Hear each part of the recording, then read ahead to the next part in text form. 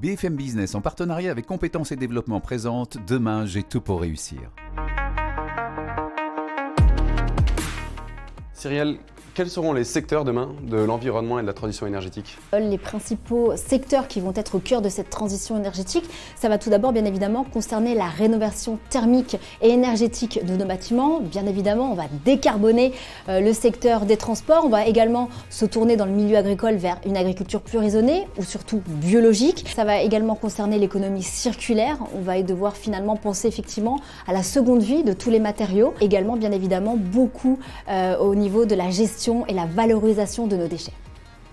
Concernant les politiques RSE, les nouvelles politiques RSE des entreprises demain? Elles sont nombreuses. Par exemple, dans le secteur de la mode, on va parler d'upcycling, on va parler de seconde main, on va parler également de matières recyclées, d'éco-conception, même parfois on va louer ces vêtements.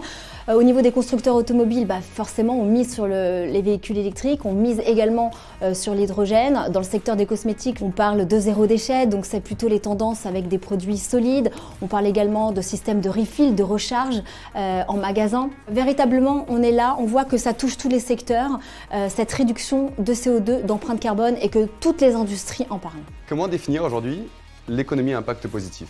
Ça touche aussi bien les TPE, les PME, les grands groupes du CAC 40, mais aussi nos startups. C'est toutes celles qui vont notamment inventer des solutions qui répondent notamment aux 17 objectifs du développement durable des Nations Unies.